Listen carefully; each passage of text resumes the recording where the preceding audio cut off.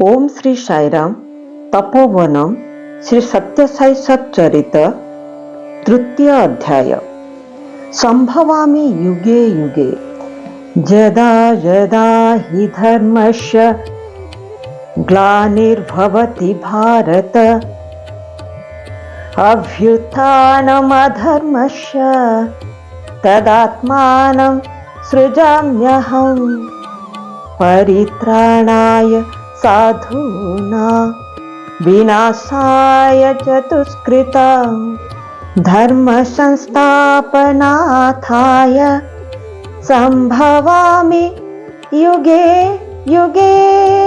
श्रीमद् भगवद गीता अध्याय 4 श्लोक 7 ଓ 8। पुट्टवर्धिनी आजिकार पुट्टपर्ती को पूर्वरु कुहाଯାଉଥିଲା गोलापल्ली। से अंचल सारा गोपाल और गो संपदरे परिपूर्ण थिला। दिने जड़े गोपाल लक्ष्य कला जे ता गाई मानक मध्यरु गोटिए चरी सारी फेरिला बेलू ताठारे आदम क्षीर रहू नाही। परवर्ती किछि दिन धरी सेया घटिला। से स्थिर कला गाई पछे पछे लुचि रही देखिबो किए ता क्षीर चोरी करुछि। सबुदिन भली गाईटी चरिबाकू बण भितरकू गला। जगुआली अपलक नेत्रे जगी रही थाए ताकू। गाईटी जाई गोटिए हुंका पाखरे ठिया हैला। ता भितरु गोटिए चमत्कार साप बाहरी गाईर गोड़रे गुड़ाई होई गाईर किछि क्षति न करी क्षीर पान कला। गोपाल आउ निज क्रोध संभाली पारिला नाही। ताकू जना पड़िला नाही जे सापटी असाधारण साप होई पारे बा कोनोसी दिव्य सर्प होई पारे बोली। से खंडे ओजनिया पत्थर उठाई साप को लक्ष्य करी फिंगिला। रक्त झरिला और पत्थर को रंग करी देला। सापटी मरीगला। सेही दिन ठारू गोलापल्लीरू गाई तथा गोपाल मानक संख्या कमिबारे लागिला एवं हुंका माने बढ़िबारे लागिला। ग्रामवासी माने भाबिले ए सबु घटुछि सेही मृत्युवरण करिथिबा सापर अभिशापरू। समय बढ़िबा संगे संगे गोलापल्ली ग्राम पुट्टवर्धिनी हुंका परिपूर्ण नाम धारण कला। घटी जाइथिबा भूल पाई ग्रामर अनुतप्त अधिवासी माने सेही रक्त रंजित पत्थर खंड को नहीं ताहाको गोपाल स्वामी नामरे नामित करी ग्रामरे नियमित पूजा करने को स्थापना कले। कृष्णंकर जादुकरी नाम तांक बाल्य अवस्थार खेल और गोपाल बालक मानक सह तांक लीला प्रभृति विषय मने पकाई दिए। क्षीर लवणी चोरी साथी बालक मानक संगे बनभोजी सह बंशीवादन प्रभृति रे स्मृति प्रकृତରେ आत्मानंददायक। निज कृतकर्मर प्रायश्चित करने जाई ग्रामवासी माने से पत्थर खंडे को पूजा करी लागिले। अति शीघ्र ग्रामर समृद्धि परिलक्षित हैला और पुट्टपर्ती नामरे ख्याति लाभ कला। विजयनगर साम्राज्यर विख्यात राजा श्रीकृष्ण देवरायଙ୍କ शासन काल रे एही ग्रामर युवक माने अति साहसी योद्धा भावे बछा हुई राजांक सैन्य बाहिनी रे सेवा प्रदान करुथिले। ग्रामरे मंदिर निर्माण करागला एवं विधि मुताबक पूजा प्रार्थनार व्यवस्था करागला। पारंपरिक रीति रे पूजा दीपदान धूप और नैवेद्य अर्पणर व्यवस्था करागला। ग्रामर समृद्धि अधिकरु अधिक बढ़िला। भगवान श्री सत्यसाई बाबांक अवतरण परे से सेही ठाकुरंक दैवत्व को प्रतिपादन कले। तांको इच्छा को सम्मान जणाई ठाकुरंकु अभिषेक करागला और चंदन लेपन करागला। भक्त मानक आश्चर्य चकित करी पत्थर खंडिक वंशीधारी कृष्णंक रूप प्रकट करिथिला। पुट्टपर्ती रे रत्नाकर वंश नामरे गोटिए परिवार अछंती। महान संत वेंका अवधूत एही वंशर पूर्वज। सत्यसाईंकर जेजे बापा कोंडामाराजू अति उन्नत आत्मा थिले ओ से सदा सर्वदा भक्ति मार्ग रे जीवन यापन करुथिले। ସେ ନିଜ ସ୍ମୃତିପଟରୁ ମହାଭାରତ ଓ ରାମାୟଣର କଥାମାନ ଗାନ କରିପାରୁଥିଲେ। ଥରେ ଗୋଟିଏ ସ୍ୱପ୍ନ ଦ୍ୱାରା ଅନୁପ୍ରେରଣା ଲାଭ କରି ସେ କୃଷ୍ଣ ପତ୍ନୀ ସତ୍ୟଭାମାଙ୍କ ପାଇଁ ଗୋଟିଏ ମନ୍ଦିର ତୋଳାଇ ଦେଲେ। ବର୍ତ୍ତମାନ ପୁଟ୍ଟପର୍ତ୍ତିରେ ଏହାକୁ ସତ୍ୟମାଙ୍କ ମନ୍ଦିର ବୋଲି କୁହାଯାଇଛି। ଲକ୍ଷ୍ୟାମା କୋଣ୍ଡାମା ରାଜୁଙ୍କ ସ୍ତ୍ରୀ। ଏହି ପବିତ୍ର ଦମ୍ପତିଙ୍କର 2 ପୁଅ ଥିଲେ। ୱେଙ୍କା ଅବଧୂତ ନାମ ଅନୁସାରେ ବଡ଼ ପୁଅର ନାମ ପେଦା ୱେଙ୍କାପା ରାଜୁ ଓ ସାନ ପୁଅଙ୍କ ନାମ ଚିନ୍ନା ୱେଙ୍କାପା ରାଜୁ ରଖାଯାଇଥିଲା। ସେ 2 ଭାଇ ତାଙ୍କ ପିତାଙ୍କ ଭଳି ଭକ୍ତିମୂଳକ ଗୀତ ଓ ଶ୍ଲୋକମାନ ଗାଇବାରେ ପ୍ରସିଦ୍ଧ ଥିଲେ। ଈଶ୍ୱରାମା କୋଣ୍ଡାମା ରାଜୁଙ୍କର କେତେକ ନିକଟ ସମ୍ପର୍କୀୟ କର୍ଣ୍ଣୁଲ ଜିଲ୍ଲାର କୋଲିମିକୁଣ୍ଟାଲା ଓ କୋୟାଲାକୁଣ୍ଟାଲା ତାଲୁକାରେ ବସବାସ କରୁଥିଲେ। ସେମାନଙ୍କ ବଂଶ ନାମ ଥିଲା ମିଶ୍ରଗଣ୍ଡ। ସେ ପରିବାରର ତୁବା ରାଜୁ ତାଙ୍କ ଗ୍ରାମରେ ଏକ ଶିବ ମନ୍ଦିର ନିର୍ମାଣ କରିଥିଲେ। ଏହି ମନ୍ଦିର ନିର୍ମାଣାଧୀନ ଥିଲାବେଳେ ସୁବାରାଜୁ ଗୋଟିଏ କନ୍ୟା ସନ୍ତାନ ଲାଭ କଲେ। ତାହାର ନାମ ରଖାଗଲା ନାମଗିରି। କୋଣ୍ଡାମା ରାଜୁ ତୀର୍ଥାଟନରେ ଯାଇଥିଲେ ଏବଂ ଫେରିବା ସମୟରେ ଏହି ଗ୍ରାମ ବାଟ ଦେଇ ଫେରିଲେ। ସେ ଅଞ୍ଚଳରେ ଡକାୟତମାନଙ୍କ ଉତ୍ପାତ ଯୋଗୁଁ ତାଙ୍କ ବନ୍ଧୁବାନ୍ଧବଙ୍କ ଦୁରବସ୍ଥା ଦେଖି ତାଙ୍କ ମନ ଦୁଃଖ ହୋଇଗଲା। ଚିତ୍ରାବତୀ ନଦୀ ତଟବର୍ତ୍ତୀ ପୁଟ୍ଟପର୍ତ୍ତି ଗ୍ରାମର ଠିକ୍ ଅପର ପାର୍ଶ୍ୱରେ ଥିବା କର୍ଣ୍ଣାଟ ନାଗପଲ୍ଲୀ ସେ ସମୟରେ ସ୍ୱର୍ଗ ସଦୃଶ ନିରାପଦ ଅଞ୍ଚଳ ଥିଲା। କୋଣ୍ଡାମା ରାଜୁ ନିଜ ବନ୍ଧୁବାନ୍ଧବମାନଙ୍କୁ ସେହି ଗ୍ରାମରେ ବସବାସ କରିବାକୁ ନିମନ୍ତ୍ରଣ କଲେ। ଏଥିପାଇଁ ପ୍ରଲୋଭନ ଦେଖାଇ ପ୍ରତିଶ୍ରୁତି ଦେଇ କହିଲେ ଯେ ସେ ନାମଗିରିକୁ ନିଜ ବୋହୂ କରିବେ। ମିଶ୍ରଗଣ୍ଡ ପରିବାର କାଳ ବିଳମ୍ବ ନ କରି କର୍ଣ୍ଣାଟ ନାଗପଲ୍ଲୀରେ ବସତି ସ୍ଥାପନ କରି କୃଷିକର୍ମ ଆରମ୍ଭ କରିଦେଲେ। ବିଧିର ବିଧାନ ଅନୁସାରେ ସୁବା ରାଜୁ କନ୍ୟା ସହ ପେଦା ୱେଙ୍କାପା ରାଜୁଙ୍କ ଶୁଭ ବିବାହ ଅନୁଷ୍ଠିତ ହେଲା। ବୋହୂର ପୂର୍ବ ନାମକୁ ପସନ୍ଦ ନ କରି କୋଣ୍ଡାମା ରାଜୁ ତାକୁ ପରିବର୍ତ୍ତନ କରି ନୂତନ ନାମ ଈଶ୍ୱରାମା ରଖିଲେ। ଏହାର ଅର୍ଥ ଈଶ୍ୱର ବା ଭଗବାନ ଶିବଙ୍କ ମାତା। ଏ ନାମଟି କେବଳ ଉପଯୁକ୍ତ ଥିଲା ତାହା ନୁହେଁ, ତାହା ଏକ ଭବିଷ୍ୟବାଣୀ ଭାବେ ପ୍ରମାଣିତ ହେଲା। ଏହି ଭକ୍ତିପୂର୍ଣ୍ଣ ଦମ୍ପତିଙ୍କ ପ୍ରଥମ ପୁତ୍ର ଶେଷମା ରାଜୁ ଏବଂ ୱେଙ୍କାମା ଓ ପାର୍ବତୀଆମ୍ମା ନାମ୍ନୀ 2ଟି କନ୍ୟା ଜାତ ହେଲା। ପରେ 4 ଥର ଈଶ୍ୱରାମାଙ୍କ ଗର୍ଭ ନଷ୍ଟ ହୋଇଗଲା। ଏଥିରେ ଲକ୍ଷ୍ମୀମାଙ୍କ ବେଦନା ଦେଖେ କିଏ? ସେ ସଦା ସର୍ବଦା ପୂଜା ପ୍ରାର୍ଥନାରେ ସମୟ ବିତାଉଥିଲେ, ତାଙ୍କ ପରିବାରକୁ ଆଉ ଗୋଟିଏ ସନ୍ତାନ ଆସିବା ଆଶାରେ। ସ୍ୱାମୀଙ୍କ ଅବତରଣ। ଦିବ୍ୟ ସଂକଳ୍ପ ପୂରଣ ହେବାର ମୁହୂର୍ତ୍ତ ଆସି ଉପସ୍ଥିତ ହୋଇଗଲା। ଅସଂଖ୍ୟ ଋଷି ମୁନି ସାଧୁ ସନ୍ଥ ଓ ସନ୍ନ୍ୟାସୀମାନେ ଭଗବାନ ଆବିର୍ଭାବ ହେବା ପାଇଁ କରୁଥିବା ପ୍ରାର୍ଥନା ଫଳବତୀ ହେବାକୁ ବସିଲା। ଦୁର୍ଗତ ଓ ଦୁର୍ଦ୍ଦଶାରେ ନିପତିତ ମାନବ ସମାଜର ଅନ୍ତର୍ଦାହ ଦୟାମୟ ପରମ ବ୍ରହ୍ମକୁ ବିଗଳିତ କଲା।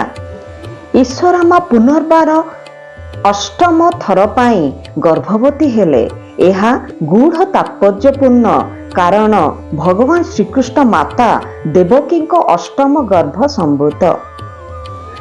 ବୋଧାତୀତ ଜ୍ଞାନାତୀତ ବ୍ରହ୍ମାଣ୍ଡ ନାୟକ ସ୍ୱୟଂ ନିଜକୁ ପ୍ରକଟ କରିବାକୁ ବସିଛନ୍ତି। ଗୃହରେ ଥିବା ମୃଦଙ୍ଗ ଓ ତାନପୁରା ପ୍ରଭୃତି ନିଜେ ନିଜେ ସଙ୍ଗୀତ ମୂର୍ଚ୍ଛନା ଶୁଣାଇବାରେ ଲାଗିଲେ। ଏ ପ୍ରକାର ଅସ୍ୱାଭାବିକ ଘଟଣାରେ ଲୋକମାନେ ଆଚମ୍ବିତ ହେବା ସଙ୍ଗେ ସଙ୍ଗେ ଆନନ୍ଦିତ ମଧ୍ୟ ହେଲେ, କିନ୍ତୁ ସେମାନଙ୍କ ମନରେ ଭ୍ରାନ୍ତି ଓ ଦ୍ୱନ୍ଦ୍ୱ ମଧ୍ୟ ସ୍ଥାନ ପାଇଲା। ପେଦା ୱେଙ୍କାପା ରାଜୁ ବୁକ୍କାପଟ୍ଟନମ ସହରରେ ଥିବା ଜ୍ୟୋତିଷମାନଙ୍କ ସହ ପରାମର୍ଶ କରିବାକୁ ଗଲେ। ଜ୍ୟୋତିଷମାନେ ପ୍ରାଚୀନ ଶାସ୍ତ୍ର ପ୍ରଭୃତି ପଢ଼ି ପଚାରିଲେ, ପରେ କୌଣସି ମହିଳା ଗର୍ଭଧାରଣା କରିଛନ୍ତି କି? ପ୍ରଶ୍ନର ଆସ୍ତିବାଚକ ଉତ୍ତର ଶୁଣି ଜ୍ୟୋତିଷ କହିଲେ, ଗର୍ଭସ୍ଥ ସନ୍ତାନର ମନୋରଞ୍ଜନ ପାଇଁ ଦେବଲୋକରୁ ସଙ୍ଗୀତଜ୍ଞମାନେ ବାଦ୍ୟ ବଜାଉଛନ୍ତି। ଭଗବାନ ଯେତେବେଳେ ଅବତରଣ କରିବାକୁ ବସନ୍ତି ଏଭଳି ଦିବ୍ୟାଶ୍ଚର୍ଯ୍ୟ ଘଟଣାମାନ ଘଟେ। ସେମାନେ ତାଙ୍କ ମତାମତ ସପକ୍ଷରେ ଶାସ୍ତ୍ରୋକ୍ତ ପ୍ରବନ୍ଧମାନ ପେଦ ଭେଙ୍କମରାଜୁକୁ ଦେଖାଇଲେ। 1926 ନଭେମ୍ବର 23 ତାରିଖ ହିନ୍ଦୁ ପଞ୍ଜିକା ଅନୁସାରେ ଦିନଟି ଥିଲା ସୋମବାର, ପୂର୍ଣ୍ଣମୀ ପର ତୃତୀୟା। କାର୍ତ୍ତିକ ମାସ ଅକ୍ଷୟ ସମ୍ବତ୍ସର ଓ ଆର୍ଦ୍ର ନକ୍ଷତ୍ର। ହିନ୍ଦୁମାନେ କାର୍ତ୍ତିକ ମାସ ସୋମବାର ଗୁଡ଼ିକୁ ଶିବଙ୍କ ପ୍ରିୟ ଦିନ ଭାବନ୍ତି ଓ ସେଥିପାଇଁ ସ୍ୱତନ୍ତ୍ର ପୂଜା ଆରାଧନା କରନ୍ତି। ସେଦିନ ଭୋର 4 ଘଣ୍ଟିକା ବେଳକୁ ଲକ୍ଷ୍ମା ତାଙ୍କ ପଡ଼ୋଶୀ ପୁରୋହିତଙ୍କ ଘରେ ଅନୁଷ୍ଠିତ ହେଉଥିବା ଶ୍ରୀ ସତ୍ୟନାରାୟଣ ବ୍ରତ ପୂଜାରେ ଯୋଗଦେଇ ପୂରାପୂରି ହଜି ଯାଇଥିଲେ।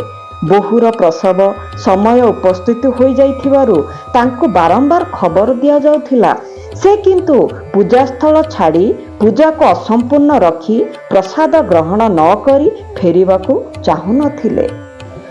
ପୂଜା ସମ୍ପୂର୍ଣ୍ଣ ହେବା ପର୍ଯ୍ୟନ୍ତ ସେ ବସି ରହିଲେ ଏବଂ ପ୍ରସାଦ ଧରି ଘରକୁ ଫେରିଲେ ଏବଂ ବୋହୂ ପାଟିରେ ପ୍ରସାଦ ଖୁଆଇଦେଲେ। ଭୋର ସମୟ ପ୍ରାତଃ 5 ଘଣ୍ଟା 6 ମିନିଟ୍ ହୋଇଥାଏ। ଶୀତଳ ସମୀରଣ ତାର ମୃଦୁମନ୍ଦ ସ୍ପର୍ଶ ଦେଇ ବହି ଯାଉଥାଏ ଏବଂ ଧ୍ୱଜା ସ୍ତମ୍ଭରେ ଲାଗିଥିବା କ୍ଷୁଦ୍ର ଘଣ୍ଟିକାମାନ ମଧୁର ସଙ୍ଗୀତର ସ୍ୱର ଶୁଣାଇଥାନ୍ତି। ଗୃହାଙ୍ଗନ ମଧ୍ୟ ଗୃହସ୍ଥ ବାଦ୍ୟଯନ୍ତ୍ରରେ ସ୍ୱତଃସ୍ୱସ୍ତ୍ର ସୁଶ୍ରାବ୍ୟ କୋମଳ ଧ୍ୱନିରେ ପ୍ରତିଧ୍ୱନିରେ ହୋଇଥାଏ। ଏ ପ୍ରକାର ଶୁଭ ଓ ଶୋଭନ ମୁହୂର୍ତ୍ତରେ ସତ୍ୟସାଇ ଅବତାର ଆବିର୍ଭୂତ ହୋଇଥିଲେ। ତାଙ୍କ ବାମ ଗାଲରେ ଗୋଟିଏ କଳା ଯାଇଥାଏ, ବକ୍ଷରେ ମଧ୍ୟ ଆଉ ଗୋଟିଏ କଳା ଯାଇଥାଏ। ଠିକ୍ ଶ୍ରୀ ବିଷ୍ଣୁଙ୍କ ବକ୍ଷରେ ଶ୍ରୀବତ୍ସାଙ୍କ ଶୋଭା ପାଇଲା ପରି। ତାଙ୍କ ପାଦ ତଳେ ଶଙ୍ଖ ଓ ଚକ୍ର ଚିହ୍ନ ପରିଲକ୍ଷିତ ହୁଏ, ତାହା ଦୈବତ୍ୱର ପରିଚାୟକ। ସେଠାକାର ପରମ୍ପରା ଅନୁଯାୟୀ ଲକ୍ଷ୍ମା ନବଜାତ ଶିଶୁଟିକୁ ଏନ୍ତୁଡ଼ିଶାଳରେ ଗୋଟିଏ କୋଣରେ ତାଳପତ୍ର ଉପରେ ସଯତ୍ନରେ ଶୁଆଇ ଦେଲେ। କିଛି କ୍ଷଣ ପରେ ସେ ଶିଶୁର ବିଛଣା ତଳେ କିଛି ଗୋଟାଏ ହଲଚଲ ହେଉଥିବା ଲକ୍ଷ୍ୟ କଲେ। ଶିଶୁଟିକୁ ଉଠାଇ ଆଣି ଦେଖିଲେ ଶଯ୍ୟା ତଳେ ଗୁଡ଼ାଇ ହୋଇ ରହିଛି ଗୋଟିଏ ନାଗ।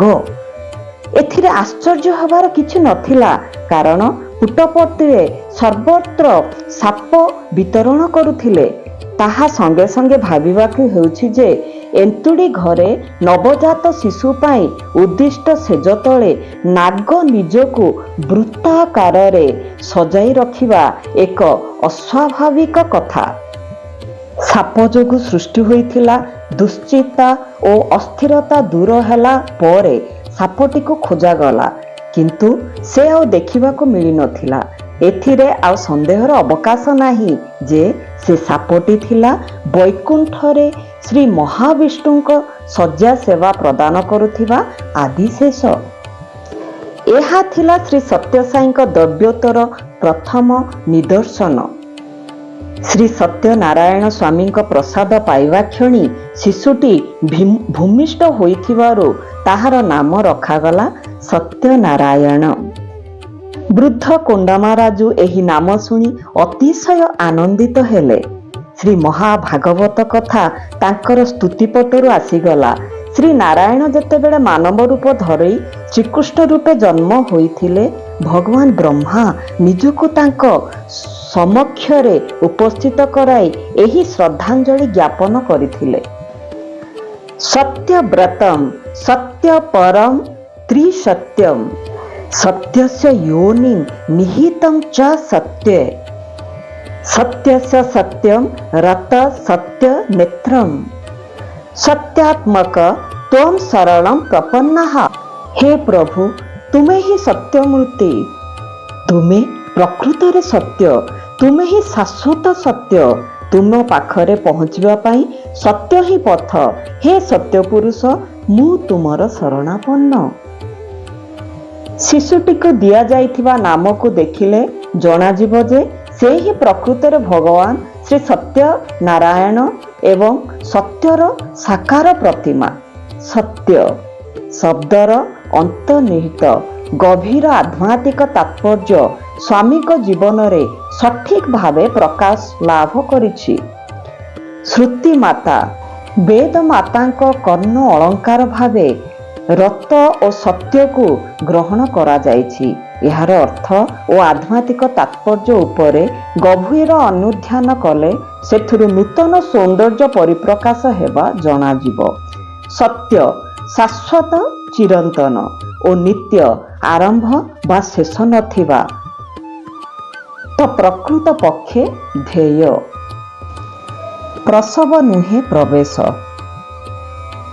ଶ୍ରୀ ମହାଭାଗବତରେ ଉଲ୍ଲେଖ ଅଛି ଯେ ଭଗବାନ ନାରାୟଣ ଭୂପୃଷ୍ଠରେ ଅବତରିବାକୁ ଇଚ୍ଛା କଲେ ଏବଂ ଦେବକୀଙ୍କ ଗର୍ଭରେ ପ୍ରବେଶ କରିଗଲେ। ଭଗବାନ ସତ୍ୟସାଇ ନିଜକୁ ଦ୍ୱାପର ଯୁଗର କୃଷ୍ଣ ବୋଲି କହନ୍ତି। ଏହା ଶୁଣି ସଙ୍ଗୁ ଭାଟଲା ରାମ ଶର୍ମା ନାମକ ଜଣେ ବିଶିଷ୍ଟ ପଣ୍ଡିତଙ୍କ ମନରେ ସନ୍ଦେହ ଉପୁଜିଲା। ସେ ଭେଙ୍କଟଗିରି ରାଜାଙ୍କର ଆସ୍ଥା ପଣ୍ଡିତ ଥିଲେ ଏବଂ ଶାସ୍ତ୍ର ଓ ପୁରାଣ ଜ୍ଞାନରେ ପ୍ରବୀଣ ଥିଲେ। ଦିନେ ସେ ସତ୍ୟସାଇଙ୍କ ସହିତ ମନ୍ଦିରରେ ବିଭିନ୍ନ ଆଧ୍ୟାତ୍ମିକ ବିଷୟ ଆଲୋଚନା କରୁଥିଲେ। ସେ ସ୍ୱାମୀଙ୍କୁ ପଚାରିଲେ, ସ୍ୱାମୀ, ଆପଣଙ୍କ ଜନ୍ମ ପ୍ରସବ ନା ପ୍ରବେଶ ଫଳରେ ସମ୍ଭବ ହୋଇଛି? ସେଠାରେ ଉପସ୍ଥିତ ଥିବା ସମସ୍ତେ ଆଶ୍ଚର୍ଯ୍ୟଚକିତ ହୋଇଗଲେ। ଏ କି ଅବାନ୍ତର କଥା! ଏଠାରେ ଏହାର ପ୍ରାସଙ୍ଗିକତା କ'ଣ? ପ୍ରତ୍ୟେକଙ୍କ ମନ ଭିତରେ ଏ ପ୍ରଶ୍ନ ସୃଷ୍ଟି ହେଲା। କିନ୍ତୁ ଏ ପ୍ରଶ୍ନର ଅନ୍ତର୍ନିହିତ ଅର୍ଥ ଓ ସୁଗଭୀର ରହସ୍ୟ ସ୍ୱାମୀକୁ ନିଶ୍ଚିତ ଭାବେ ଜଣାଥିଲା। ସେ ପ୍ରଥମ ଧାଡ଼ିରେ ବସିଥିବା ମାତା ଈଶ୍ୱରାମାଙ୍କ ଆଡ଼କୁ ବୁଲି ପଡ଼ି କହିଲେ, ସେଦିନ କୂଅରୁ ପାଣି କାଢ଼ିଲା ବେଳେ ଯାହା ଘଟିଲା ରାମ ଶର୍ମାଙ୍କୁ କହ। ଈଶ୍ୱରାମା ତାଙ୍କ ଅନୁଭୂତି ବର୍ଣ୍ଣନା କଲେ। ମୁଁ କୂଅକୁ ପାଣି କାଢ଼ୁଥିଲି। ହଠାତ୍ ଦେଖିଲି ଗୋଟିଏ ନୀଳ ଉଜ୍ଜଳ ଗୋଲାକାର ପେଣ୍ଡୁ ଆକାଶରୁ ତଳକୁ ଗଡ଼ି ଆସୁଛି। ସେଇଟି ଆସି ମୋ ଦେହରେ ପଶିଗଲା। ମୁଁ ଚେତା ହରାଇ ପଡ଼ିଗଲି। ମୋ ଶାଶୁଙ୍କ ସେବା ଯତ୍ନ ଫଳରେ ମୁଁ ଯେତେବେଳେ ସଚେତ ହେଲି, ଯାହା ଯାହା ଘଟିଥିଲା ତାଙ୍କୁ କହିଲି। ସେ ମୋତେ କହିଲେ, ଏ ବିଷୟରେ କାହାରିକୁ କିଛି କହିବୁ ନାହିଁ। ଲୋକମାନେ କିଏ କେତେ ପ୍ରକାର ଅବାଞ୍ଛିତ କଥା କହିବେ ଓ ପୂର୍ବରୁ ଘଟିଥିବା ଘଟଣାଗୁଡ଼ିକର ଅମୂଳକ ଉଦାହରଣମାନ ବାଢ଼ି ବସିବେ। ଭଗବାନ ଶ୍ରୀ ସତ୍ୟସାଇ ବର୍ତ୍ତମାନ ରାମ ଶର୍ମାଙ୍କ ଆଡ଼କୁ ମୁହଁ କରି କହିଲେ, ରାମ ଶର୍ମା, ଏବେ ବୁଝିଲ, ମୋ ଜନ୍ମ ପ୍ରସବଜନିତ ନୁହେଁ, ପ୍ରବେଶଜନିତ। କୋଣ୍ଡାମାରାଜୁ ଏହି ଅସାଧାରଣ ବାଳକଟିକୁ ନେଇ ନିଜ ପୂଜା କକ୍ଷରେ ବସନ୍ତି ଓ ପୂଜା କର୍ମରେ ଲାଗନ୍ତି। ସେ କହନ୍ତି, ବାଳକଟିର ଉପସ୍ଥିତି ତାଙ୍କ ମନରେ ସ୍ଥିରତା ଆଣିଦେଉଛି ଏବଂ ଏକାଗ୍ର ଭାବ ଧ୍ୟାନ କରିବା ପାଇଁ ତାଙ୍କୁ କଷ୍ଟ କରିବାକୁ ପଡ଼ୁନାହିଁ। କାହିଁକି ହୋଇନଥିବ?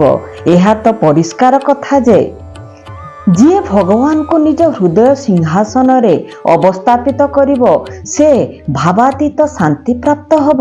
ଏହା ପ୍ରତ୍ୟେକ ଭକ୍ତର ବ୍ୟକ୍ତିଗତ ଅନୁଭୂତିରୁ ସୁସ୍ପଷ୍ଟ। ଶିଶୁଟିର ରୂପ ଅତି ମନୋରମ ହୋଇଥାଏ। ପାଖ ପଡ଼ୋଶୀ ସ୍ତ୍ରୀ ଲୋକମାନେ ତା ସହିତ ଖେଳି ତାକୁ ସଜାଇ କାଖେଇ ଘଣ୍ଟା ଘଣ୍ଟା ସମୟ ବିତାଇ ଦେଉଥାନ୍ତି। ସେମାନେ କି ଜାତିର, କେଉଁ ବର୍ଗର ବା ଧର୍ମରେ ଜାଣିବା ପାଇଁ ଈଶ୍ୱରମାନଙ୍କର ବେଳ ନଥାଏ। କେଉଁଥିରେ ତାଙ୍କର କିଛି ଆପତ୍ତି ନଥାଏ। ଶିଶୁଟି ଧୀରେ ଧୀରେ ବଡ଼ମାନଙ୍କୁ ଭଲ ପାଇ ଲାଗିଲା। ମା କୋଳରୁ ଡେଇଁ ଅନ୍ୟମାନଙ୍କ ଆଡ଼କୁ ଧାଏଁ। ଅନ୍ୟମାନଙ୍କ ସଙ୍ଗରେ ଥିଲେ ଭଲ, ନଚେତ୍ ଅସ୍ଥିର। ଭଗବାନ ସତ୍ୟସାଇ ଥରେ କହିଲେ, ତାଙ୍କୁ ହୃଦୟ ଦେଇ ଭଲ ପାଉଥିବା ଲୋକଙ୍କ ପାଖକୁ ସେ ନିଶ୍ଚିତ ଭାବେ ଯିବେ। ତାଙ୍କ ବାଲ୍ୟାବସ୍ଥାର ଖେଳ ଓ କୌତୁକ କଥା ମନେ ପକାଇଲେ ଆମେ ଜାଣିପାରିବା ଯେ ସେ ବଡ଼ ହେଲା ପରେ ଯାହା ଭାଷାରେ ପ୍ରକାଶ କଲେ, ସେ ସବୁକୁ ସେ ପିଲାବେଳୁ କାମରେ କରୁଥିଲେ। କୋଣ୍ଡାମା ରାଜୁଙ୍କ ଘରକୁ ଲାଗି ଗ୍ରାମକରଣମ୍ ଗ୍ରାମ୍ୟ ରାଜସ୍ୱ କର୍ମଚାରୀଙ୍କ ଘର। ସୁବାମା ସେ ଘରେ ଗୃହକର୍ତ୍ତୀ। ସେ ଯେତେବେଳେ ଶିଶୁଟିକୁ ତାଙ୍କ କୋଳକୁ ନିଅନ୍ତି, ଶିଶୁର ମୁଖ ଉଜ୍ଜଳ ହୋଇ ଉଠେ। ସେ ଖିଲି ଖିଲି ହସ ହସ ଏବଂ ସୁବାମାଙ୍କ ଆନନ୍ଦର ସୀମା ରହେ ନାହିଁ। ସେ ନିଃସନ୍ତାନ ଥିଲେ। ସେ ଅନେକ ସମୟରେ ଶିଶୁଟିକୁ ନିଜ ଘରକୁ ଗର୍ବର ସହ ନେଇ ଯାଉଥିଲେ, ସତେ ଯେମିତି ସବୁଠାରୁ ଅଧିକ ମୂଲ୍ୟବାନ ସମ୍ପତ୍ତିକୁ ସେ ଘରକୁ ଘେନି ଆସିଛନ୍ତି। ସେ ଶିଶୁଟିକୁ ମାତୃସୁଲଭ ସ୍ନେହ ପ୍ରଦାନ କରୁଥିଲେ। ସୁବାମା ବ୍ରାହ୍ମଣ ଥିଲେ ଓ ନିରାମିଷ ଆହାର ଭକ୍ଷଣ କରୁଥିଲେ। ଲୋକମାନେ ମଧ୍ୟ ଲକ୍ଷ୍ୟ କଲେ ଯେ ଜେଜେବାପା କୋଣ୍ଡାମା ରାଜୁଙ୍କ ଭଳି ସତ୍ୟ ମଧ୍ୟ ନିରାମିଷ ପ୍ରେମ ଓ ସେଥିପାଇଁ ସୁବାମାଙ୍କ ଘରେ ଅଧିକ ସମୟ କଟାଉଛି। ପ୍ରକୃତରେ ସୁବାମାଙ୍କ ଘରେ ସେ ଯେତେ ଖୁସି ରହୁଥିଲେ, ନିଜ ଘରେ ସେତେ ଖୁସି ପାଉନଥିଲେ। କୋଣ୍ଡାମା ରାଜୁଙ୍କ କେତେକ ବନ୍ଧୁ ମନ୍ତବ୍ୟ ଦେଲେ, ଈଶ୍ୱରମା ଯଦି ଦେବକୀ, ତେବେ ସୁବାମା ଯଶୋଦା। ସତ୍ୟଠାରେ ଆଉ ଗୋଟିଏ ବିଚିତ୍ର ସ୍ୱଭାବ ଦେଖାଦେଲା। କୌଣସି ନିର୍ଦ୍ଦିଷ୍ଟ ଖାଦ୍ୟ ବା ନିର୍ଦ୍ଦିଷ୍ଟ ପୋଷାକ ପାଇଁ ତାର କୌଣସି ଆଗ୍ରହ ନଥାଏ। ଘରର ଅନ୍ୟ ପିଲାଙ୍କ ପାଇଁ ଲୁଗାପଟା ହିନ୍ଦୁପୁର ବା ଅନନ୍ତପୁର ସହରରୁ ଅଣାଯାଏ। ପିଲାମାନେ ଏ ଲୁଗା ଚାରିପଟେ ବେଢ଼ି ଯାଆନ୍ତି ଓ ଯାହାର ଯାହା ପସନ୍ଦ ତାଙ୍କୁ ଝାମ୍ପି ନିଅନ୍ତି। ସତ୍ୟର କିନ୍ତୁ ଭିନ୍ନ ନୀତି। ଶେଷକୁ ଯାହା ବଳି ପଡ଼େ ସେଥିରେ ସେ ଅତି ଖୁସି। ନିଜର କିଛି ଗୋଟାଏ ପସନ୍ଦ ଅଛି ବୋଲି ସେ ଜଣାଇ ଦେଉନଥାଏ। ଅପରପକ୍ଷରେ ଅନ୍ୟ ପିଲାମାନଙ୍କୁ ଖୁସି ଥିବାର ଦେଖିଲେ ତାର ମୁହଁ ଶାନ୍ତି ଓ ସନ୍ତୋଷରେ ଝଲସି ଉଠେ। ସ୍ୱାମୀ ବାରମ୍ବାର କହନ୍ତି, ତୁମ ଆନନ୍ଦ ହିଁ ମୋ ଆହାର। ସେ ଶିଶୁ ଥିଲାବେଳେ ମଧ୍ୟ ଏ ଉକ୍ତି ସତ୍ୟ ଥିଲା। କୌଣସି ଜୀବଜନ୍ତୁ କଷ୍ଟ ପାଉଥିବା ଦେଖିଲେ ତାଙ୍କ ମନ ଦୟା, ସମବେଦନା, ପ୍ରେମ ଓ କରୁଣାରେ ଭରି ଯାଉଥିଲା। ଗାଁ ପିଲାମାନେ ଦିନେ ଡଜନେ ଖଣ୍ଡେ ବେଙ୍ଗ ଗୋଟାଏ ଟୋକେଇରେ ଭର୍ତ୍ତି କରି ନେଉଥିଲେ। ସେମାନେ ମନେ ମନେ ଭାବିଥିଲେ ବେଙ୍ଗମାନଙ୍କୁ ହଇରାଣ କରିବେ ଓ ସେମାନେ କଷ୍ଟ ପାଉଥିବା ବେଳେ ମଜା ଦେଖିବେ।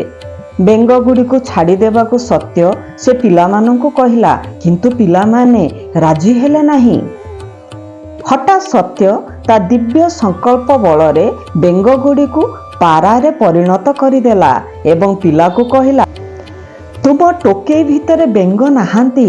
ପିଲାମାନେ ଏହାକୁ ବିଶ୍ୱାସ ନ କରି ଟୋକେଇର ଘୋଡ଼ଣୀ ଖୋଲି ଦେଖିବାକୁ ବସନ୍ତେ ପାରାଗୁଡ଼ିକ ସବୁ ଆକାଶକୁ ଉଡ଼ିଗଲେ। ଏ ଘଟଣାରେ ଗୋଟିଏ ଆଧ୍ୟାତ୍ମିକ ଅର୍ଥ ଥିବାର ଆମେ ଜାଣିପାରିବା। ସେଦିନଠାରୁ ଆଜି ପର୍ଯ୍ୟନ୍ତ ଭଗବାନ ସାଧାରଣ ବ୍ୟକ୍ତିମାନଙ୍କୁ ରୂପାନ୍ତରଣ କରି ଆସୁଛନ୍ତି। ଯେଉଁମାନେ ବେଙ୍ଗମାନଙ୍କ ପରି ଅଜ୍ଞାନ ଜନ୍ତାରେ ପଡ଼ିଛନ୍ତି, ସେ ସେମାନଙ୍କୁ ସବଳ ଓ ସୁଖୀ କରି ଆଧ୍ୟାତ୍ମିକ ମହାକାଶରେ ମୁକ୍ତ ବିହଙ୍ଗ ଭଳି ଉଡ଼ି ବୁଲିବାକୁ ସାମର୍ଥ୍ୟ ଯୋଗାଇ ଦେଉଛନ୍ତି। ଛୋଟ ପିଲା ଅବସ୍ଥାରୁ ସତ୍ୟ ପ୍ରାକୃତିକ ଶୋଭାକୁ ଖୁବ୍ ଭଲ ପାଏ। ପ୍ରାକୃତିକ ଅନୁଧ୍ୟାନ ଓ ନିରୀକ୍ଷଣ କରିବାରେ ସେ ବହୁତ ସମୟ ବିତାଇଥାଏ। ପାହାଡ଼, ପର୍ବତ, ଆକାଶ ଓ ନକ୍ଷତ୍ର ଆଡ଼କୁ ନିର୍ବାକ୍ ହୋଇ ଚାହିଁ ରହି ସେ ଭାରି ଖୁସି ହୁଏ। ଏହି ସମୟରେ ସେ ନିଜ ବାଲ୍ୟ ବୟସ୍କ ତୁଳନାରେ ଅଧିକ ଗମ୍ଭୀର ଓ ଶାନ୍ତ ଦେଖାଯାଏ। ପୁଟପର୍ତ୍ତି ଗ୍ରାମର ଯେଉଁ ମହିଳାମାନେ ତାକୁ ନିଜ ଚିନ୍ତା ରାଜ୍ୟରେ ଏଭଳି ମଗ୍ନ ହୋଇଯିବାର ଦେଖିଥିଲେ, ତାକୁ ବ୍ରହ୍ମଜ୍ଞାନୀ ନାଁରେ ସମ୍ବୋଧନ କରିବା ଆରମ୍ଭ କରିଦେଲେ। ସେତେବେଳେ ସେମାନେ ଲଘୁ ମନ୍ତବ୍ୟ ଦେବାକୁ ଯାଇ ଏହା କହିଥାଇ ପାରନ୍ତି, ଯେଉଁ ବାଳକକୁ ମଜା କୌତୁକରେ ଏ କଥା କହୁଥିଲେ, ସେ ଯେ ପ୍ରକୃତରେ ବ୍ରହ୍ମଜ୍ଞାନୀ ତାହା ସେମାନେ ସେତେବେଳେ ଭାବିପାରି ନଥିବେ। ଦିବ୍ୟ ସ୍ପର୍ଶ। ଈଶ୍ୱରମା ଓ କରଣମ୍ ସୁବାମା ଗୋଧୂଳି ସମୟରେ ନିଜ ଘରର ଦାଣ୍ଡ ବାରଣ୍ଡାରେ ସମ୍ମୁଖସ୍ଥ ରାସ୍ତାକୁ ଚାହିଁ ବସି କଥାବାର୍ତ୍ତାରେ କିଛି ସମୟ ବିତାନ୍ତି। ତାଙ୍କ ସାମ୍ନା ରାସ୍ତାରେ ସତ୍ୟ ନିଜ ଆଖିରେ ପଟି ବାନ୍ଧି ସାଙ୍ଗମାନଙ୍କ ସହ ଅନ୍ଧ ପୁଟୁଳି ଖେଳ ଖେଳୁଥାଏ। ଗାଈ ଗୋରୁ ନିଜ ନିଜ ଘରକୁ ଫେରୁଥାନ୍ତି। ବେଳେବେଳେ ଅରଣା ଆମଣିଆ ଗାଈ ଗୋରୁ ରାସ୍ତାରେ ଯାଉଥିବା ଲୋକଙ୍କୁ ଶିଙ୍ଗ ହଲାଇ ଗୋଡ଼ାନ୍ତି। ଈଶ୍ୱରାମା ପ୍ରିୟ ସନ୍ତାନର ନିରାପତ୍ତା ଘେନି ଉଦ୍ବିଗ୍ନ ରହିବା ସ୍ୱାଭାବିକ, କିନ୍ତୁ ସୁବାମା ସବୁବେଳେ ତାଙ୍କୁ ସାହସ ଦେଇ ବୁଝାନ୍ତି, ଧୀର ସ୍ଥିର ହୋଇ ଦେଖ, ତାହାର କିଛି ଅଘଟଣ ଘଟିବ ନାହିଁ। ଆଖିରେ ପଟି ବାନ୍ଧିଥିବା ସତ୍ୟ ଗୋଟିଏ ଗୋଟିଏ ଅମାନିଆ ପଶୁକୁ ଧରି ପକାଏ। ତାର ସ୍ପର୍ଶ ପାଇ ସେ ପଶୁଗୁଡ଼ିକ ମଧ୍ୟ ବଶ ମାନିଯାଆନ୍ତି, ମୁଣ୍ଡ ତଳକୁ କରି କୌଣସି କ୍ଷତି ନ କରି ଚାଲିଯାଆନ୍ତି। ଏ ଘଟଣା ଯିଏ ଦେଖେ ସେ ଚକିତ ହୋଇଯାଏ। ଆର୍ଦ୍ର ନକ୍ଷତ୍ରରେ ଜନ୍ମ ହୋଇଥିବାରୁ କାହାରି କଷ୍ଟ ଦେଖିଲେ ସତ୍ୟ ବିଚଳିତ ହୋଇଯାଏ। ଆର୍ଦ୍ର ଅର୍ଥ ଦୟାମୟ। ଘରର ଦ୍ୱାର ମୁହଁରେ କୌଣସି କ୍ଷୁଧିତ ଲୋକ ପହଞ୍ଚିଲେ ସତ୍ୟ ଘର ଭିତରକୁ ଦୌଡ଼ି ଯାଇ କିଛି ନା କିଛି ଖାଦ୍ୟ ପଦାର୍ଥ ଆଣି ଲମ୍ବି ଆସିଥିବା ଭିକ୍ଷୁକମାନଙ୍କ ହସ୍ତରେ ଅଜାଡ଼ି ଦିଏ। ଖାଦ୍ୟ ପାଇଲା ପରେ ତା ଆଖିରେ ଖୁସିରେ ଯେଉଁ ଭାବ ସତ୍ୟ ଦେଖେ, ସେଇଥିରେ ତା ମନ ହୃଦୟ ସନ୍ତୁଷ୍ଟ ହୋଇଯାଏ। ଶୀତରେ ଥରୁଥିବା ଲୋକମାନଙ୍କୁ ଘରକୁ ଡାକି ଆଣି ସତ୍ୟ ସେମାନଙ୍କୁ ଲୁଗା ଓ ଚଦର ପ୍ରଭୃତି ଦେଇଦିଏ। ସେତେବେଳେ ଚଳଣି ଅନୁସାରେ ଲୋକମାନେ ଚଢ଼େଇମାନଙ୍କୁ ଧରି ତାଙ୍କ ଗୋଡ଼କୁ ବାନ୍ଧି ଉପରକୁ ଓ ମୁଣ୍ଡ ତଳକୁ ଝୁଲାଇ ଧରି କଷ୍ଟ ଦେଉଥାନ୍ତି। ବଳଦମାନଙ୍କ ଲାଞ୍ଜକୁ ମୋଡ଼ି ନିଷ୍ଠୁର ଭାବେ ମାଡ଼ ଦେଇ ଦୌଡ଼ାଇବାକୁ ଚେଷ୍ଟା କରନ୍ତି। ପଶୁପକ୍ଷୀମାନଙ୍କ ପ୍ରତି କରାଯାଇଥିବା ଅସହ୍ୟ ନିଷ୍ଠୁରତା ଦେଖିଲେ ସତ୍ୟ ତାହା ତା ନିଜ ପ୍ରତି କରାଯାଉଛି ବୋଲି ଭାବି ବହୁତ କଷ୍ଟ ପାଏ। ପୁଟପର୍ତ୍ତୀ ସ୍କୁଲ ପାଠ ସାରି ସତ୍ୟ ବୁକ୍କାପଟ୍ଟନମ ସ୍କୁଲର ଉପର ଶ୍ରେଣୀରେ ନାମ ଲେଖାଇଲା। ଦିନ ପରେ ଦିନ ବୁକ୍କାପଟ୍ଟନମ ଯିବା ପାଇଁ ପ୍ରସ୍ତୁତ ହେଉଥିବା ସତ୍ୟକୁ ଦେଖି ମାତା ଈଶ୍ୱରାମ୍ବା ରୁଦ୍ଧଶ୍ୱାସ ହୋଇପଡ଼ନ୍ତି। ଏଇମାତ୍ର ଝୁଲାଶଯ୍ୟାରୁ ଉଠିଛି ସେ, ସହର ପର୍ଯ୍ୟନ୍ତ ଚାଲି ଚାଲିଯିବ। ସତ୍ୟ ସଫା ଜାମା ଓ ପ୍ୟାଣ୍ଟ ପିନ୍ଧି କପାଳରେ ବିଭୂତି ଓ ସିନ୍ଦୁର ବିନ୍ଦୁ ଲଗାଏ। ଗୋଟିଏ ଛୋଟ ବ୍ୟାଗରେ ମଧ୍ୟାହ୍ନ ଭୋଜନ ପାଇଁ ମାଣ୍ଡିଆ ଯାଉ ଓ ବହିପତ୍ର ଧରି ସକାଳୁ ବାହାରିଯାଏ। ବିଚାରୀ ମାର ଆଖି ଲୁହରେ ଡୋଳା ଦୁଇଟି ପହଁରିବା ଆରମ୍ଭ କରିଦିଅନ୍ତି। ସକାଳ 8ଟା ଅଧେରେ ଘରୁ ବାହାରି ସନ୍ଧ୍ୟା ପୂର୍ବରୁ ଫେରେ। ଏତେ ସମୟ ଧରି ତାର ଅନୁପସ୍ଥିତି ସହିବା କେତେ କଷ୍ଟଦାୟକ। ଦିନର ପ୍ରତିଟି କ୍ଷଣ ମନ ଭାରି ଭାରି ଲାଗେ। ସ୍କୁଲରେ ସହପାଠୀମାନେ ସତ୍ୟ ପ୍ରତି ଈର୍ଷାପରାୟଣ ହୋଇ ଉଠନ୍ତି। ସତ୍ୟ ନିଜର ପରିଷ୍କାର ପରିଚ୍ଛନ୍ନତା ଯୋଗୁଁ ଓ ପ୍ରତ୍ୟେକ କଥାର ଶୃଙ୍ଖଳିତ ଆଚରଣ ଯୋଗୁଁ ସ୍ୱାଭାବିକ ଭାବେ ସମସ୍ତଙ୍କର ଶ୍ରଦ୍ଧାଭାଜନ ହୋଇଥାଏ ଓ ଆକର୍ଷଣ କେନ୍ଦ୍ରବିନ୍ଦୁ ହୋଇଥାଏ। ଗାଁ ବାହାରକୁ ଚାଲିଯିବା ମାତ୍ରେ ସାଙ୍ଗମାନେ ସତ୍ୟକୁ ଧରି ଚିତ୍ରାବତୀ ପାଣିରେ ବୁଡ଼ାଇ ସତ୍ୟର ପରିଷ୍କାର ପୋଷାକକୁ ନିଜ ସାର୍ଟ ପ୍ୟାଣ୍ଟ ଅପେକ୍ଷା ଅଧିକ ଅପରିଷ୍କାର କରିଦେବାକୁ ଚେଷ୍ଟା କରନ୍ତି। ଏଭଳି ଦୁଷ୍କର୍ମ କରି ସେମାନେ ଖୁସି ହୁଅନ୍ତି, ନିଜକୁ ସନ୍ତୁଷ୍ଟ କରନ୍ତି। କିନ୍ତୁ ଏ ବାବଦରେ ସତ୍ୟ ଦିନେ ହେଲେ ନିଜ ମା ଆଗରେ ସାଥୀମାନଙ୍କ ବିରୁଦ୍ଧରେ ଅଭିଯୋଗ କରେ ନାହିଁ। ଶିକ୍ଷକଙ୍କ ଆସନ। ବୁକ୍କାପଟ୍ଟନମ ସ୍କୁଲରେ କୋଣ୍ଡାପ୍ପା ନାମଧାରୀ ଜଣେ ଶିକ୍ଷକ ଦିନେ ଛାତ୍ରମାନଙ୍କୁ ପାଠ ଡାକୁଥାନ୍ତି ଓ ଛାତ୍ରମାନେ ମନୋଯୋଗ ସହକାରେ ସେଗୁଡ଼ିକୁ ନିଜ ନିଜ ଖାତାରେ ଲେଖି ନେଉଥାନ୍ତି। ଏକମାତ୍ର ସତ୍ୟ ଏହା କରୁନଥାଏ। ଏ କଥା ଶିକ୍ଷକକୁ ଖରାପ ଲାଗିଲା। ସେ କିଭଳି ଜାଣନ୍ତେ ଯେ ଯିଏ ସବୁ ଜ୍ଞାନର ଅଧିକାରୀ ଓ ସର୍ବାର୍ଥ ସାଧକ, ତାହାର କିଛି ଲେଖିବା ନିଷ୍ପ୍ରୟୋଜନ। ସେ ଦଣ୍ଡବିଧାନ ସ୍ୱରୂପ ସତ୍ୟକୁ ବେଞ୍ଚ ଉପରେ ଠିଆ କରାଇଦେଲେ। ନିରୀହ ବାଳକଟି ଶିକ୍ଷକଙ୍କ ଆଦେଶ ମାନି ବେଞ୍ଚ ଉପରେ ଠିଆ ହେଲା। ସେ କ୍ଲାସ ପାଇଁ ଉଦ୍ଦିଷ୍ଟ ସମୟ ସରିଲା। ଘଣ୍ଟା ବାଜିଲା। କୋଣ୍ଡାପ୍ପା କ୍ଲାସ ଛାଡ଼ିବେ। ସେ ତାଙ୍କ ଆସନରୁ ଉଠିବାକୁ ଚେଷ୍ଟା କଲେ, କିନ୍ତୁ ପାରିଲେ ନାହିଁ, କାରଣ ଚୌକିଟି ଇତ୍ୟବସରରେ ତାଙ୍କ ପିଚାରେ ଲାଗିଯାଇଥାଏ। ପରବର୍ତ୍ତୀ ବିଷୟ ପଢ଼ାଇବାକୁ ଥାଏ ମେହବୁବ ଖାଁଙ୍କର। ସେ ଆସି ଏସବୁ ଦେଖି ପରିସ୍ଥିତି ବୁଝିଗଲେ। ସେ ସତ୍ୟକୁ ବସିବାକୁ କହିଲେ। ସତ୍ୟ ନିଜ ଆସନରେ ବସି ପଡ଼ିବା ମାତ୍ରେ କୋଣ୍ଡାପା ତାଙ୍କ ଆସନ ଛାଡ଼ି ପାରିଲେ। ଏହା ସତ୍ୟର ଗୋଟିଏ ଛୋଟିଆ ଲୀଳା ଥିଲା। ସେ ଯେ ଅତି ସାମାନ୍ୟ ବାଳକ ନୁହେଁ ତାହା ଜଣାଇଦେବା ତାହାର ଲକ୍ଷ୍ୟ ଥିଲା। ବୁକ୍କାପାଟଣ ସାରା ଏ ସମାଚାର ଖେଳିଗଲା ଓ କିଛିଟା ଅସ୍ଥିରତା ସୃଷ୍ଟି କଲା ମଧ୍ୟ। ଏ ଘଟଣା ଫଳରେ ପ୍ରମାଣ ମିଳିଯାଇଥିଲା ଯେ ଭଗବାନ ମଣିଷ ଦ୍ୱାରା ନିର୍ମିତ ନିୟମ ଦ୍ୱାରା ବନ୍ଧା ନୁହନ୍ତି। ଏହାର କିଛି ବର୍ଷ ମଧ୍ୟରେ କୋଣ୍ଡାପା ସତ୍ୟର ପ୍ରଶଂସାସୂଚକ କେତେକ କବିତା ଲେଖି ପ୍ରକାଶ କରିଥିଲେ। ଶିକ୍ଷକଙ୍କ ଚୌକି ଲାଗିଯିବା ବିଷୟ ଈଶ୍ୱରାମାଙ୍କ କାନରେ ପଡ଼ିଲା। ସେ ଭୟ କଲେ ଯେ ତାଙ୍କ ପୁଅର ପାଠପଢ଼ାର ଭବିଷ୍ୟତ କ'ଣ ହେବ। ସେ ସତ୍ୟକୁ ବୁଝାଇ କହିଲେ, ତୁ ଯଦି ମନ ଦେଇ ପାଠ ନ ପଢ଼ିବୁ ଓ ପରୀକ୍ଷା ଆଦିରେ କୃତକାର୍ଯ୍ୟ ନ ହେବୁ, ତାହେଲେ ଜୀବିକାର୍ଜନ ପାଇଁ ତୋତେ ଗାଈ ଚରାଇବାକୁ ପଡ଼ିବ। ଭଗବାନଙ୍କ ମାଙ୍କ କଥା କ'ଣ ଭୁଲ ହେବ? ସ୍ୱାମୀ ସ୍କୁଲ ପାଠ ବିଷୟରେ ଏତେ ପରିଶ୍ରମ କରନ୍ତି ନାହିଁ।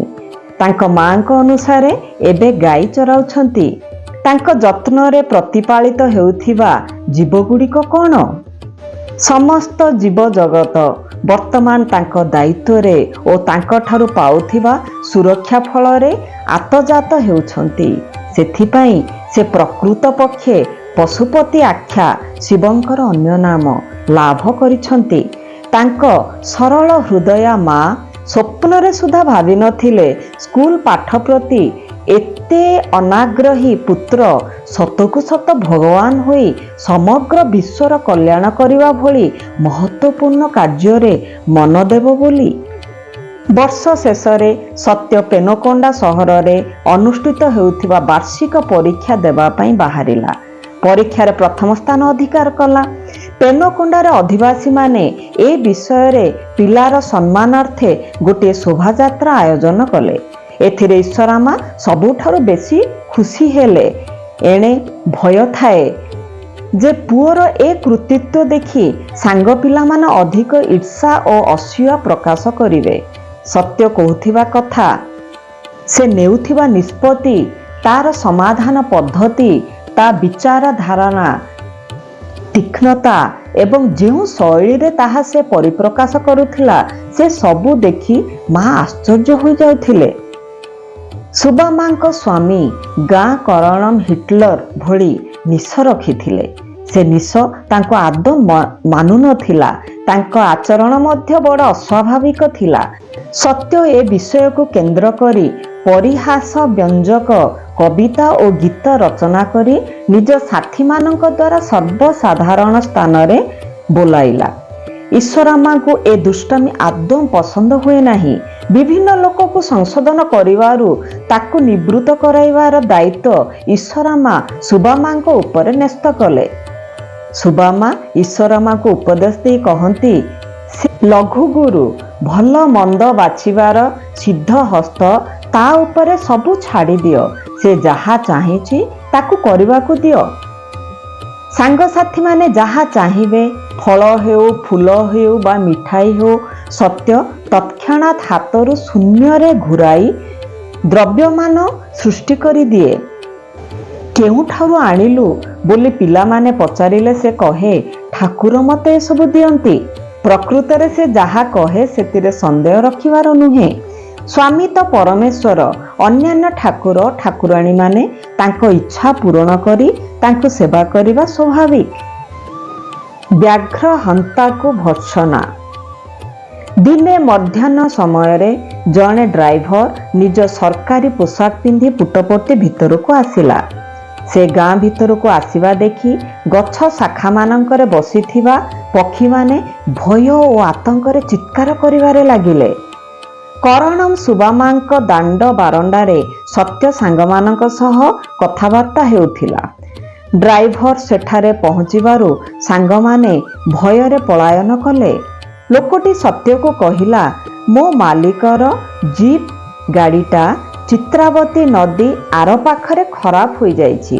ସେ ରାଗି ଲୋକ ଏ ଗାଁରେ ଜଣେ ଚମତ୍କାରୀ ବାଳକ ଅଛି ଶୁଣି ସେ ମୋତେ ପଠାଇଛନ୍ତି। ବିଭୂତି ନେଇ ତାଙ୍କୁ ଦେଲେ ତାଙ୍କ ସମସ୍ୟା ଦୂର ହୋଇପାରେ। ସତ୍ୟ ସେ ଲୋକ ସହିତ ଜିପ୍ ପାଖକୁ ଯିବାକୁ ଉଦ୍ୟତ ହେଲା। ମାଲିକ ସଗର୍ବରେ ଶିକାର କରି ଆଣିଥିବା ଗୋଟିଏ ବାଘୁଣୀକୁ ଜିପ୍ରେ ପକାଇ ତା ପିଠି ଥାପୁଡ଼ାଉଥାନ୍ତି। ସତ୍ୟ ତାଙ୍କୁ କହିଲା, ସେ ବିଚରା ତୁମର କି କ୍ଷତି କରିଥିଲା? କୌଣସି କାରଣ ନଥାଇ ତୁମେ ତାକୁ ହତ୍ୟା କରିଛ। ତାର ଛୋଟ ଛୁଆ ଦୁଇଟି ମାଆକୁ ହରାଇ ବିକଳ ହେଉଛନ୍ତି। ମୁଁ ଇଚ୍ଛା କରି ତୁମ ଜିପ୍କୁ ଏଠାରେ ଅଟକାଇ ଦେଇଛି ତୁମକୁ ଏହି କଥା ଶୁଣାଇବା ପାଇଁ। ସେ ବାଘ ଛୁଆଙ୍କ ପାଖକୁ ଯାଅ, ତାଙ୍କୁ ଯତ୍ନ କରି ଆଣ ଏବଂ ଉପଯୁକ୍ତ ଚିଡ଼ିଆଖାନାରେ ରଖାଇବାର ବ୍ୟବସ୍ଥା କର। ନିଜର ଖୁସି ଓ ବାହାଦୁରୀ ପାଇଁ ତୁମେ ଜୀବହତ୍ୟା କରିବା ଉଚିତ ନୁହଁ। ତୁମେ ତାର ଫଟୋ ଉଠାଇ ପାରିଥାନ୍ତ। ବନ୍ଧୁକ ଚାଳନା କରିବାର ନଥିଲା। ସେଥିରେ ତୁମର ନାମ ଓ ଖ୍ୟାତି ବଢ଼ିଥାନ୍ତା। ସତ୍ୟ ହାତରେ ସ୍ପର୍ଶ ମାତ୍ରେ ଆଶ୍ଚର୍ଯ୍ୟଜନକ ଭାବେ ଜିପ୍ ଗାଡ଼ିଟା ଠିକ୍ ହୋଇଗଲା ଓ ଯେଉଁ ଦିଗରୁ ଆସିଥିଲା ସେହି ଦିଗକୁ ଫେରିଲା। ଘରେ ପିତା ପେଦା ୱେଙ୍କପାରାଜୁ ଭୟଭୀତ ହୋଇ ରହିଥାନ୍ତି। ହାତରେ ବନ୍ଧୁକ ଧରିଥିବା ଇଂରେଜ ଲୋକର କଥା ଚାଲିବା ଯୋଗୁଁ ପୋଲିସ ହଇରାଣ କରିପାରେ। ଅପରପକ୍ଷରେ ଇଂରେଜ ଲୋକଟି ତୀବ୍ର ଅନୁତାପ କଲା। କିଛି ଦିନ ପରେ ସେ ମୃତ ବ୍ୟାଘ୍ରର ଛାଲଟି ଆଣି ସତ୍ୟର ପାଦାସନ ଭାବେ ବ୍ୟବହୃତ ହେବା ଉଦ୍ଦେଶ୍ୟରେ ସତ୍ୟକୁ ଉପହାର ଦେଇଥିଲା। ଆଜି ମଧ୍ୟ ସେଇଟି ସ୍ୱାମୀଙ୍କର ପାଦାସନ ଭାବେ ପ୍ରଶାନ୍ତି ନିଳୟମରେ ସ୍ୱାମୀଙ୍କ ସିଂହାସନ ତଳେ ଅଛି। ସ୍ୱାମୀଙ୍କ ଜୀବନର ପ୍ରତ୍ୟେକଟି ଘଟଣା ଦର୍ପଣ ଭଳି ସ୍ୱାମୀଙ୍କର ଦୈବ୍ୟତ୍ୱର ପ୍ରତିଫଳନ ଖାଉଅଛି। ସ୍ୱାମୀ ଅହିଂସାର ସାକାର ପ୍ରତିମା, ମୂକ ଜୀବମାନଙ୍କ ପ୍ରତି ଦୟା ଓ କରୁଣାର ପ୍ରତିମୂର୍ତ୍ତି। ତାଙ୍କଠାରେ ଯୀଶୁ ଓ ବୁଦ୍ଧ ଉଭୟ ରୂପ ଗ୍ରହଣ କରିଛନ୍ତି। ଭଗବାନ ଶ୍ରୀ ସତ୍ୟସାଇ ବାବା ଗୁରୁମାନଙ୍କର ଗୁରୁ। ଓମ୍ ଶ୍ରୀ ସତ୍ୟସାଇ ପରମ ବ୍ରହ୍ମଣେ ନମଃ। ଶାନ୍ତି ଶାନ୍ତି ଶାନ୍ତି। ତୃତୀୟ ଅଧ୍ୟାୟ ସମ୍ପୂର୍ଣ୍ଣ।